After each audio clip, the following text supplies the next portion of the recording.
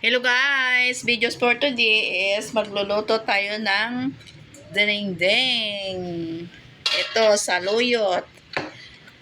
Poso ay ating prepare. Tatanggalan ko ng ibang balat.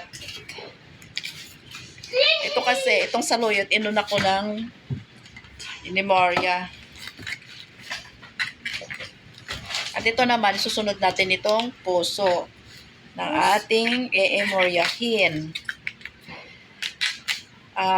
Hindi ko alam yung salitang eemoryahin. Yung mga iba siguro, hindi nila maintindihan yan. Kundi prepare. I-prepare natin itong ating lulutuin ngayong hapon. Ay magdidinengding tayo ng puso at hahaluan natin ito ng saluyot at hahaluan din natin ng pritong isda. May isda pa doon sa pinaglagyan ko. Iyon ay ihahalo natin dito para kahit papano ay sumarap ang ating lulutuing ulam for dinner. Di ba doon na gulay, lalo na't bagong pitas, sarap. Ganito ako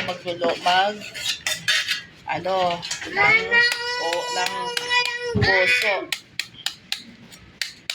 Ano yun mo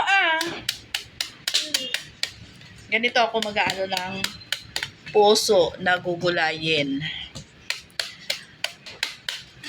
Gaganituhin natin para and then bago natin gagayatin ng ganito, aywan ko yan na puso na gugulayin. So, guys, ang buhay ng minsan nag-iisip kung anong uulamin ng for dinner. Mas gusto ko naman ng gulay kaysa naman yung mas gusto ko pang ulamin puro gulay. Aking gulay na niluto. Ayan na, malapit nang maluto. Oh, yan. Yummy.